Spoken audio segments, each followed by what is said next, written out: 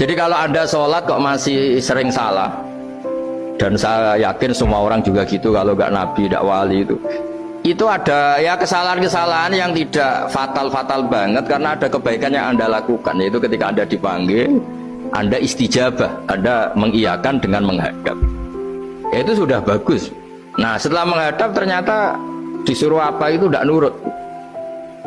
Disuruh apa gak nurut itu satu kesalahan yang tidak mengganggu poin pertama tadi, Anda menghadap.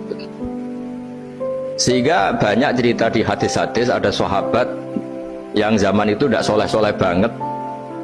Zaman itu ketika Nabi, saya ini mau sholat ya Rasulullah, tapi jangan diminta berhenti dari begini-begini. Beliau menyebutkan sekian kemungkaran sahabat tadi. Nabi komentarnya itu sayan hahumayakul. Nanti kalau sering sholat lama-lama ya nggak begitu itu. Nah, ini kelirunya kita sebagai manusia. Lama-lama juga baik, itu kita kira itu terus harus sekarang gitu loh. Nah, itu keliru, harus sekarang itu keliru. Bisa saja kita ini setiap sholat pasti sudah ditulis Allah nanti itu mati baik. Delala nanti habis asar sebelum kita maksiat sudah mati, habis sisa sebelum kita maksiat lagi sudah mati. Jadi barokahnya sholat itu ada waktu yang potensi ya, potensi sholat itu akhir kenangan kita, sholat itu identitas kita, sholat itu status kita. Nah, karena kita sholat itu pakai niat, niat itu komitmen.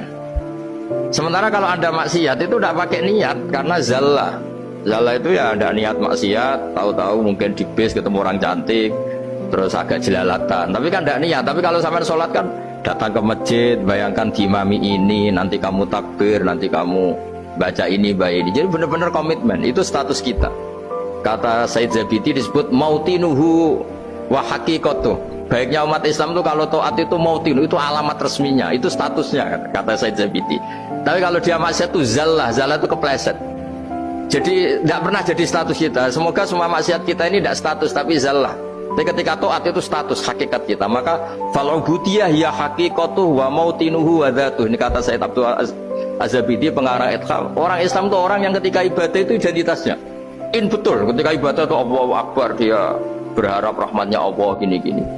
Nah, ketika salah dia zallah, dia ngantor ya ada niat korupsi, dia ingin memenai negara ini, dia nyai juga agak ingin macam-macam gitu. Ya tapi karena manusia terus ada zallah. Nah, semoga semua kesalahan kita ini zallah itu ya cara Jawa kepleset, tidak mental. Dan semua kebaikan kita ini mental, yaitu kebaikan yang jadi tempat kita, identitas kita, haqiqatu wa mautinuhu wa dzatuh.